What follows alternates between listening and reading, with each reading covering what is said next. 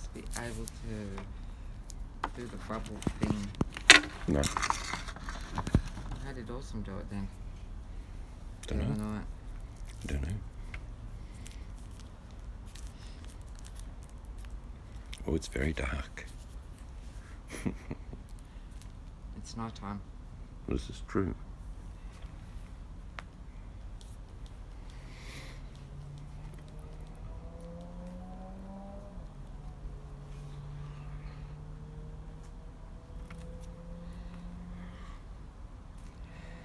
It's going to be cold. Again.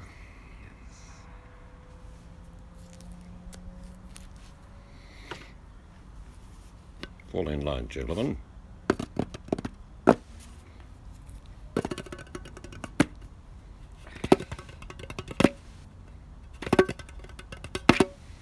Woof. Woof. Left, right, left. Shh, you'll wake the neighbours. Let them buy their own. Or their own what? Be quiet. Yes, bright sunny day here today. Bus stop, welcome aboard, $2.50 a ticket, unless you have a Cease to Freedom yearly pass. It'll be free, of course. But I don't see your ticket keeping, so $2.50, thank you. Cha-ching! He's in one of those moods keeping, I'll just warn you. Yeah, we're not on for long.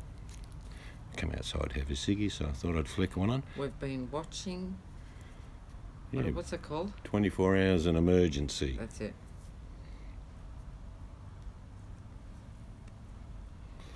At least on a bus keeping, you get the opportunity to hop off or get on whenever you like. Don't get on Seeds' bus, it's the number 55. Ooh. It's our spooky bus. Didn't like the breakfast he cooked the other day. Did you say that? Yeah, pancakes, Yeah, that's like, bacon. Looking pretty good.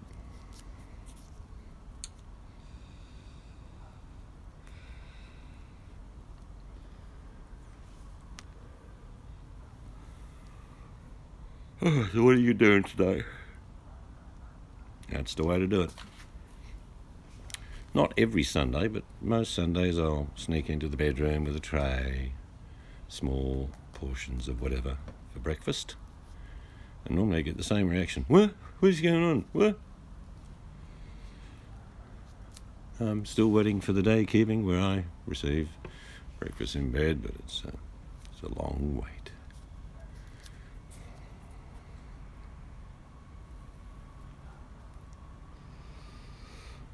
Doing stuff. It's funny when you think you've got nothing to do, then you realise you've got a whole heap of things to do. And then life jumps in and gets you every now and then.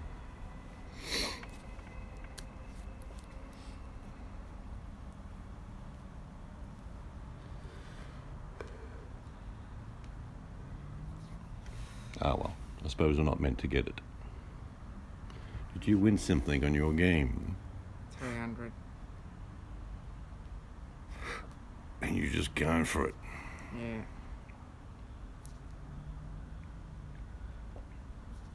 There's a free game that me and my wife play. It's called Lightning Link. You download it on your app. It's like a little casino thing, but you don't pay any money. You can do if you want to, but we never ever have.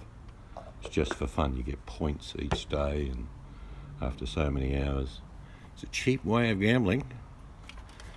No money changes hands. There's another one called Cashman. It's very similar.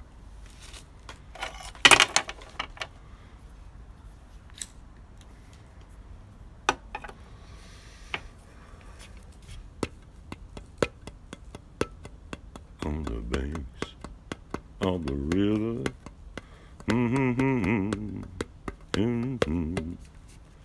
Put the biscuit barrel down. We've got a biscuit barrel outside for the magpies. And they know it.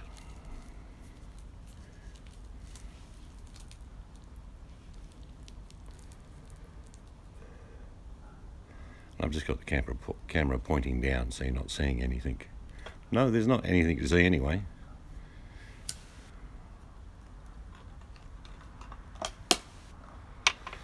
watched a short video of Free Birdies today. No, I haven't heard from Kirk. Last I heard, my wife heard through somebody that he's got a new love in his life, apparently. He does. You just got to type in 46 degrees and his channel comes up, Keeping. 46 degrees north. I think it's just 46 degrees. The north's been taken off, I think. Okay. We know a lot more of the personal details of what happened, but we would never share that with anyone. But he's starting a new life, and good luck to him.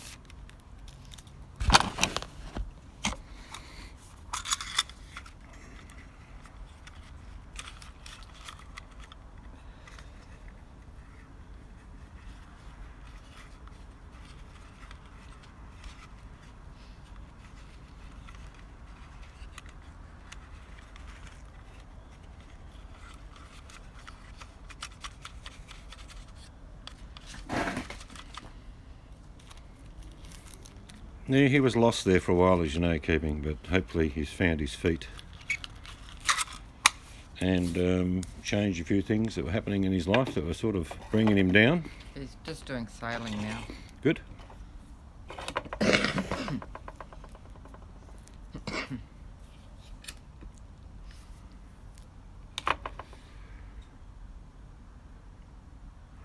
No, under circumstances, he didn't stay in touch with just about anyone, to be honest with you. But he was always reserved in many things. But like I say, things happen in his life that I'm sure he wished didn't happen, and hopefully he's moving forward with his life. I wish him well.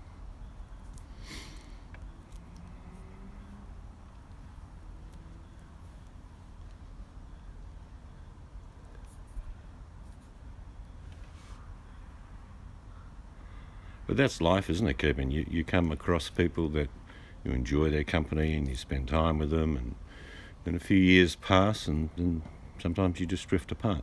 That's quite normal. But there are people that we've talked to for years, like since 2010.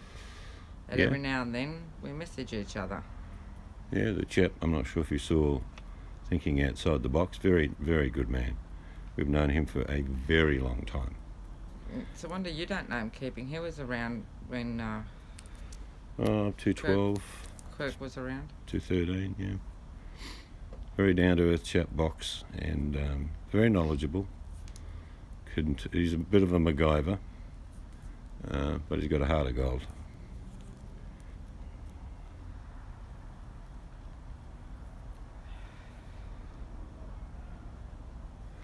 Probably the reason I came on YouTube was that I had an interest in growing my own food, supply my own energy, which I've done for many, many years. My first solar panel, Keeping, was $800 for a 90-watt solar panel.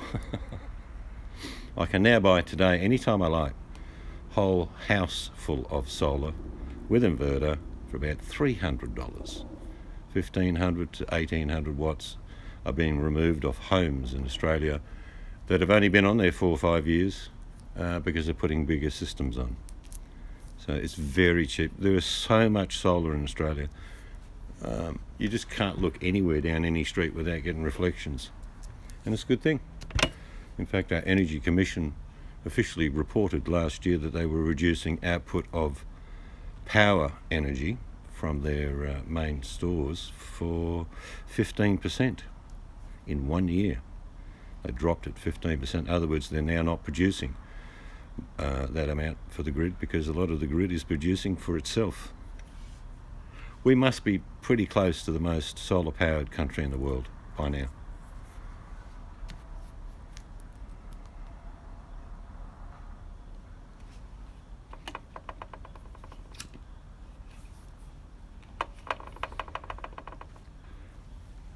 In our extension, I'm thinking between 8 and 10 kilowatt I'll be putting on, and with a battery backup as well. So I've always been very frugal with energy anyway, not miserly, but frugal. I always turn things off when I don't need them, and find an appliance that's far more efficient than the older ones, going from halogen to LED, all these simple things. So I don't envisage we'll be paying anything for power with an 8 to 10 kilowatt system.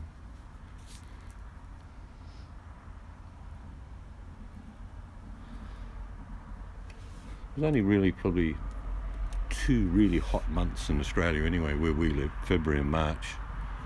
You're looking at 105, 110 per day.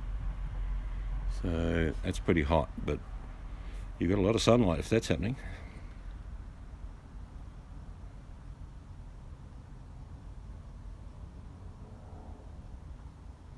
This bed is last one I said little solar panel array. A little bit confused about what you're at, but I imagine you've got a small array of solar panels.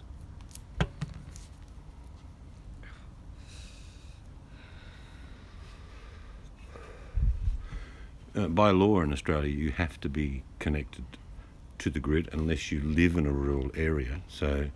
And there's a fee for being connected. Now, when we lived in a place called Mandurah for 4 years, my highest energy bill for 2 months was $30. The reading bill was $25. You want to get a small solar panel array and an inverter with battery backup. Same in my country. We get cyclones or hurricanes, as you call them. You can be without power for days. But when you say little, look, go at least 800 watts. Just look around. I mean, I'm sure they're not probably as cheap as they are here second-hand, but if you get second-hand panels and you're lucky enough to get an inverter with them, if you can do a setup for under $1,000, and it can supplement, what I would do, in your case keeping, is have that array used for all my lighting. I wired all my homes with 24 volt lighting. You can go 12 volt, but 24 volts far more efficient as far as wiring. And I didn't pay for any lighting, and I also had my DC refrigeration, 2 of them, running off that system. So when the power goes out, I've still got lights and I've still got power to the main things, which is fridge and freezer.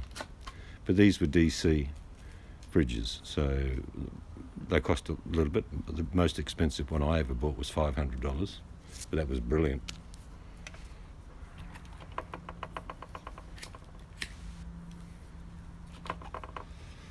You want to get a small array of panels.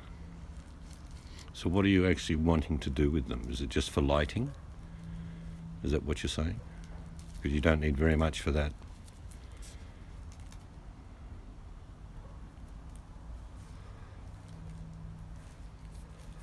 To give you an idea, some of the most efficient lighting is those LED strips. They come about 16 foot long in a little roll. They use very little wattage, and you can actually cut them up to whatever size you like. We had 2 in the outdoor patio, and that lit up everything, didn't it?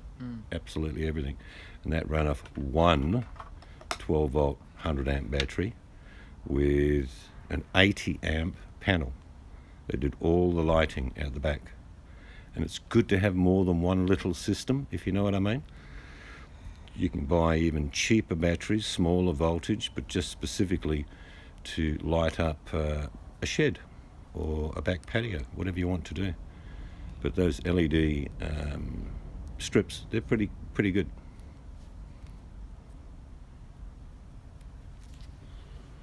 I mean, one of the worst things, if you're in a hurricane, is not being able to see where you're walking around. A torch does so much, but if you could flick a switch and have panels, it'd be brilliant.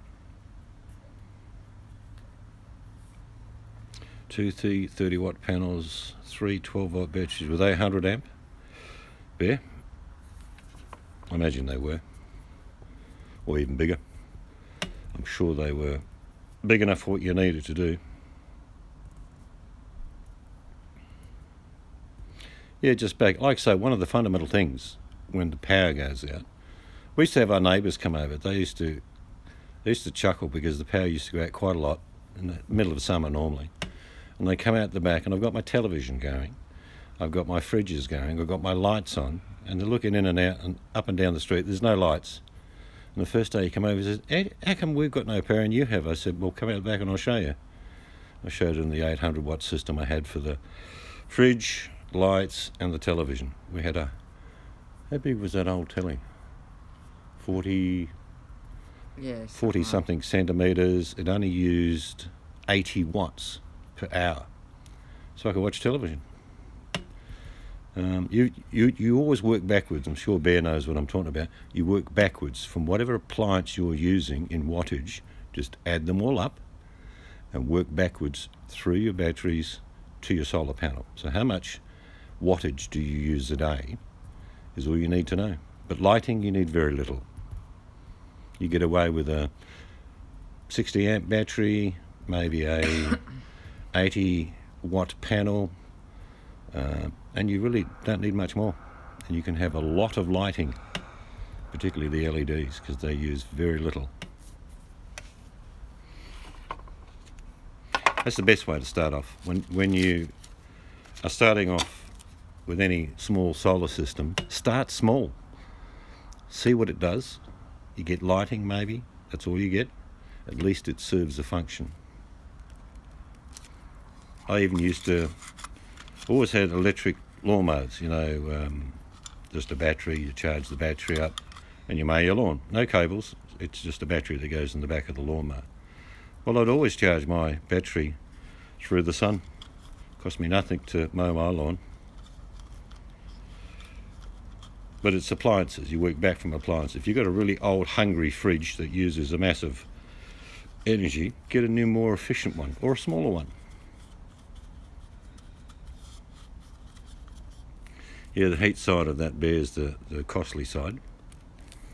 You're talking about heat and providing solar power for energy. You draw a lot. There's a few thematic ways of doing it, and that's that reverse. Like those thematic fridges that work on the principle of one side of the panel's cold and the other side is hot. Well, you can do something with that, but stored energy is what you need. And I'll be honest with you, if it was me and you're growing stuff, and with the name Bear Grow 420, I'm pretty sure I know what we're growing, I would use the simple method of a barrel stove. You know what I'm thinking?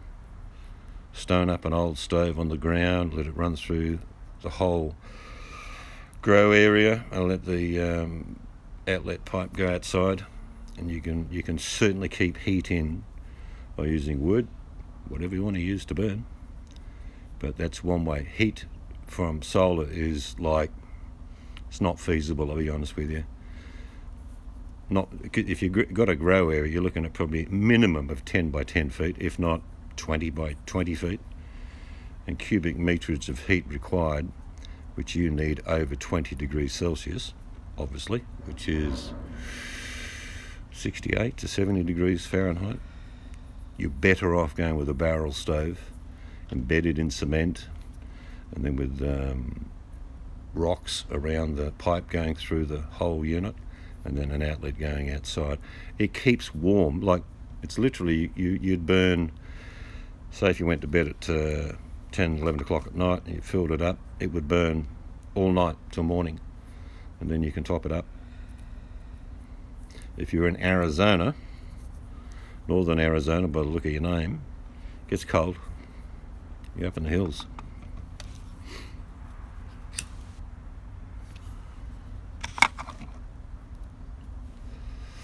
But heat through solar doesn't equate for your needs, do you know what I mean? For the constant that you need. You only need the room to drop below 40 degrees for a short time and you could lose. Yeah, but look into the barrel stoves, mate. They don't have to be big, like a 20-gallon bucket. They can be a stove. You need to just Google on YouTube about barrel stoves. They call them different things, but that's what I've always called them. Austin's put a cooking video up. Oh, good. This is the reason I came on. I was about to tell Keeping. The reason I came onto YouTube was to share knowledge. I don't know everything, and I certainly garnished a lot of information that I didn't know. And I've helped other people with the knowledge I know. That was to do with growing food, solar energy, just being more efficient appliances. Like I had an old mixer which was very hungry, but I found a new one for mixing dough and bread. It literally got to the point where I could make my own bread and it wouldn't cost me anything because I'm using all the energy from the sun. Yeah, radiant heat's what you want in a grow room, be it electricity or be it through a barrel stove. There are many different designs, and I'm sure if you did one, Bear, it'll be your design. But it doesn't even have to be in the room, but I would utilise it.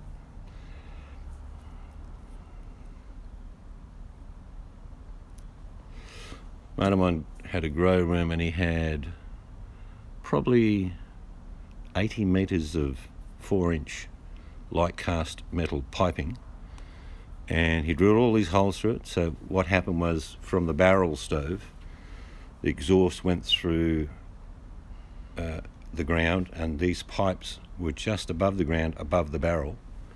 So you could put your hand apparently across the top of the holes, and it was like a radiant heater. But it's getting the balance right for temperature. You don't want it extremely hot, but you certainly don't want it to go cold in a grow room. I mean, we're talking 12 to 16 weeks in growing whatever you're growing. In your case, Bear, of course you're only growing beetroots and turnips, obviously. Yeah. But the point being is you've got 12 to 16 weeks to make sure that you have a constant of heat. But solar, I've seen, like I say, I've seen thematically designed heating from solar, but it's not that efficient because your draw from your batteries is enormous. So it's catch-22. Unless you want to just light a fire each night, and this will work too, Bear, and grab 5-pound river stones, light a big fire, get the rocks really hot, somehow pick them up, and then take them inside your grow house, and then take them out the next morning and repeat the same night. Yeah, it will work, but it's not efficient. Use those river stones around the casing of your barrel stove, and they'll retain that heat. Stone is incredible for retention of heat.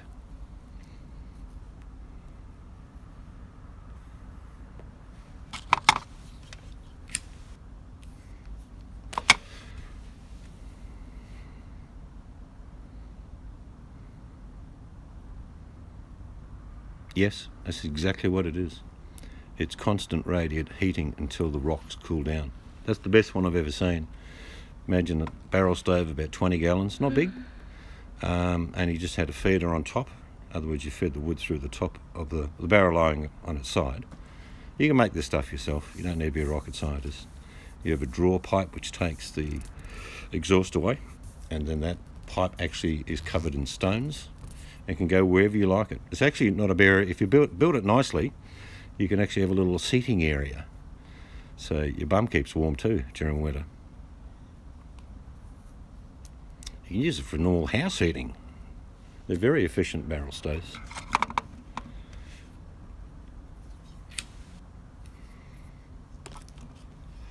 But one of the best things I've ever heard, and of course you need a few dollars, but is an underground grow house. It depends where you are in the world. Like in Australia, we've only got to go 2 feet, and the temperature is 24 to 25 degrees down to about 20 feet. In Canada, it's not so. You've probably got to go down 8 feet, and then you'll start hitting what they call the 22 degree barrier, which is what Canada's subsoil below the frost line is. Then to heat that area, you don't need very much, if you know what I mean. You need ventilation, but you can heat because you got all that natural insulation. It's called Mother Earth.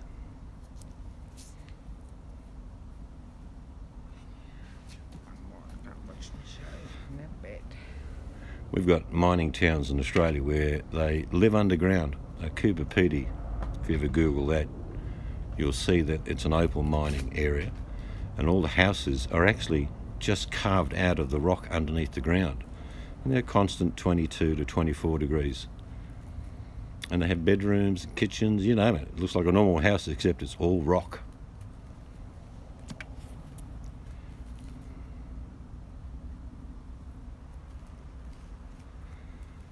But not a lot of people these days are interested in solar. They want, like Box came on tonight and explained, because he does install systems for people off-grid. And some of them obviously turned to him and said, look, something's not working there, can you come and fix it? In other words, they never intended from the word go to learn about solar. They just wanted it to work, which I would never encourage anyone. If you're not willing to learn how the thing works and how you need to maintain it, you shouldn't have it, because you're just playing.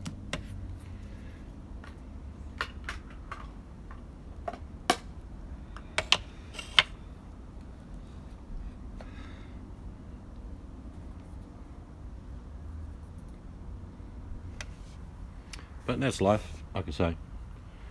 I enjoy sharing information, learning from other people. And that's how, one of the things in life is that how to save money is not to spend it. In other words, if someone can teach you a trick that saves you having someone else to come and do it for you, but you can do it, you've already saved money.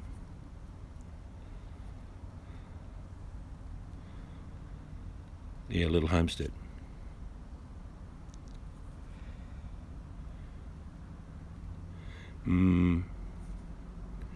The draw is going to be way, way huge. That's all I can tell you, Bear. You need to just work out what those grow lights are in wattage for me, and I can tell you the system you will need to heat them for, well, let's be honest, in your winters, 12, 14 hours. Yeah, you're talking a huge resource. I'm thinking maybe a combination of the two, maybe a barrel stove system with the backup. You can have a timer with a temperature gauge which will flick on a DC powered light system after the temperature from your barrel stove reduces to below your optimum temperature. In other words, the powered lights may kick in from the DC and the battery bank, but not use it all night. You're looking at huge wattage.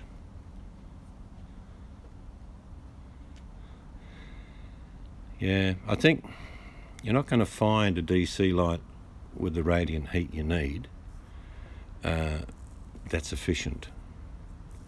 Look, I mean, I'm sure there's other people you could ask, but when it comes to the fact what you were saying, and a lot of people don't understand, plants don't need sunlight, plants need light.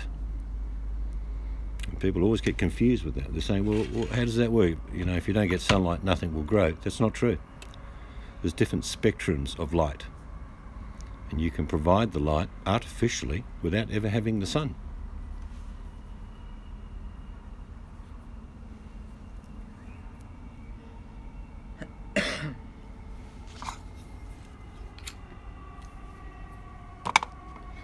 Of course, the most efficient way, Bear, is to grow your product, your turnips and your beetroots, during the season where you don't require any energy at all.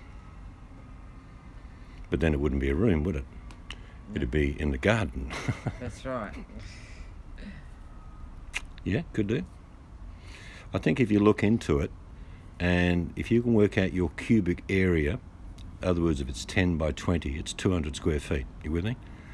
And then you can work out what the energy a barrel will give you.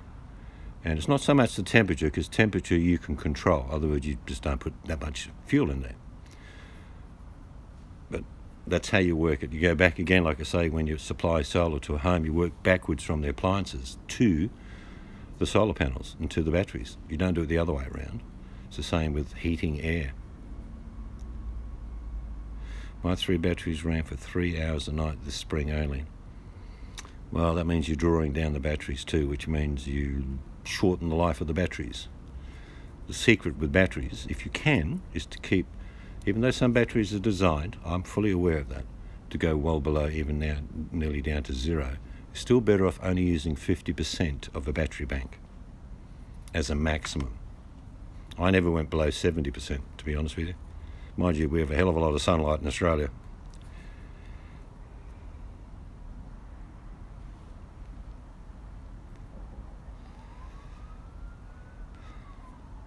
But have a look around YouTube, Google online, work out your cubic yard or foot, whatever you want to work it out in, and work out what sort of fuel you would need in a barrel, or what size you would need. You might even get a 55-gallon barrel, I don't know. But it's the actual running exhaust system from the barrel that creates a heat within rocks that you cement over the top, or maybe a piping system like my friend had, where he set his pipes on top of the main exhaust pipe. And that means the radiant heat went through there and the air was naturally circulated. But there's many ways to do it. It's very frustrating if you're going to grow turnips and beetroots and they fail because you lack the heat and the light to provide for them.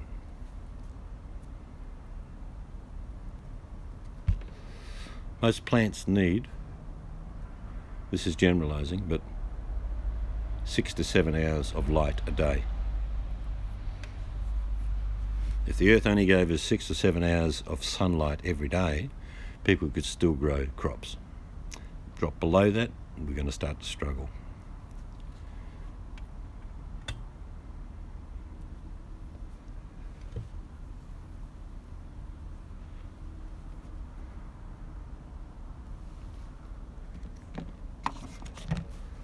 And there are very few seeds, and they generally are flower ones, that you can actually just drop on top of the soil, and they actually do need sunlight to germinate.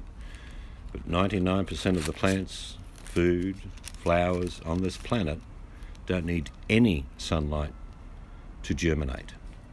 They need the photosynthesis to occur after they've propagated, but not before.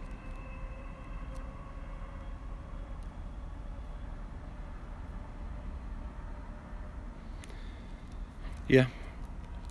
Yep, you're talking about hydroponically. I've got a friend in Canada that has a magnificent he grows everything you can imagine. Cucumbers, everything. And it's all hydroponic. He adds nutrients to the water. He keeps a check on the pH. He's very much a perfectionist and his crops are just unbelievable.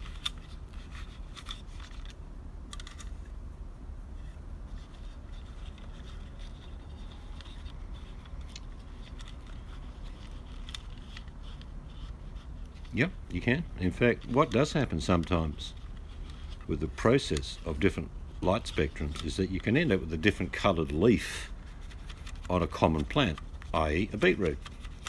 You grow it under a different spectrum of light, it'll actually turn out light yellow or very, very, very dark red. It's only the spectrum of light that changes the actual foliage.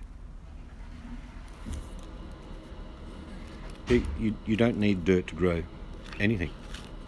It's the best way of doing it because you actually replenish the soil with nutrients. But you can grow anything in just water, or even not even water. What they call, there's a vapor process now, like having, imagine condensation on a windscreen. There's that process that's available. The roots can be dangling down and simply getting that condensation instead of being in fully water. So they may even be doing that on the space station, I don't know.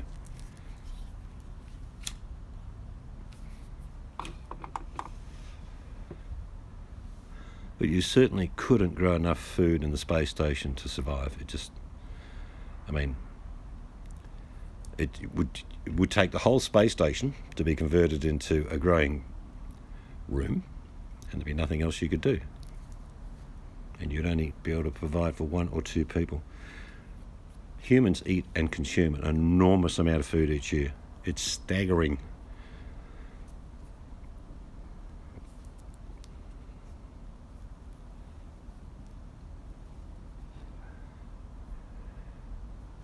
It's like people say, you couldn't grow anything on the moon. Incorrect.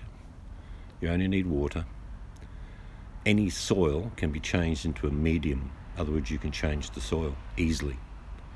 But if you don't have water, you don't have plants.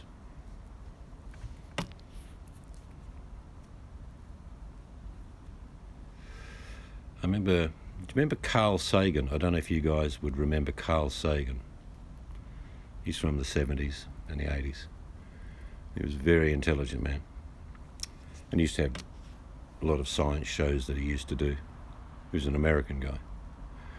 And he would always suggest things in the future and what could and couldn't happen.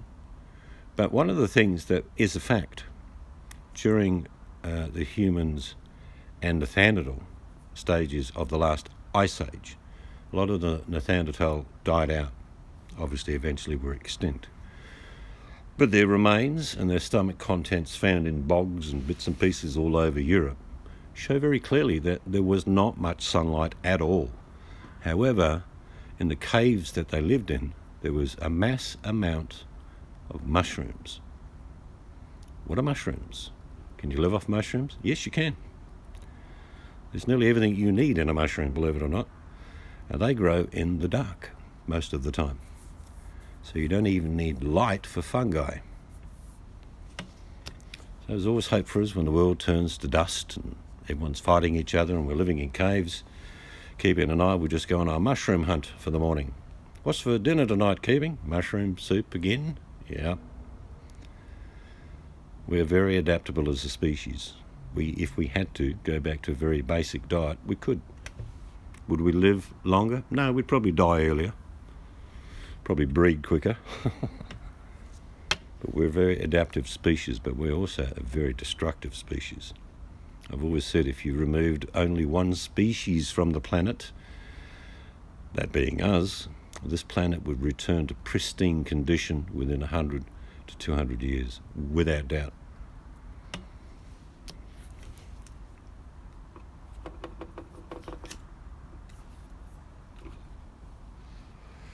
And it's funny if you think about it. You know, if we have vermin that are taking over an area and destroying crops and causing havoc, making people sick, we'd eliminate them.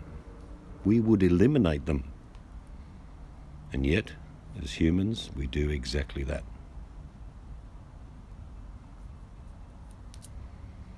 Food is energy. That's all it is. It's a combination of converting that energy in our bodies. It doesn't matter what it is. We are the only species on this planet who literally eat everything.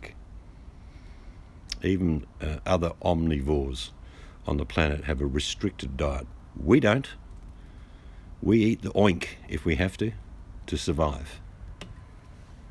That's why we're a successful species, but oh, what a destructive one.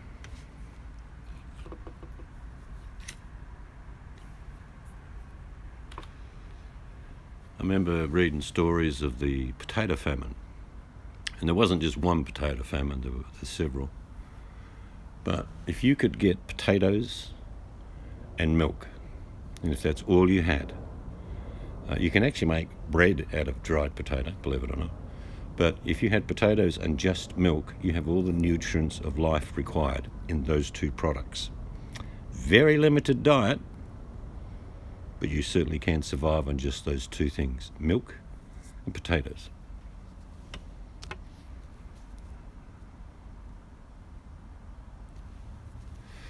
Anyway, I'm going to go inside. It's too cold, but good catching up with you. Keeping, hope you have a good day. I know you've got errands to run. And nice meeting you, Bear. I hope you do a bit of research into that heating process for your turnips and beetroots. So until next time we do, mate, be safe and have a great day. Bye-bye.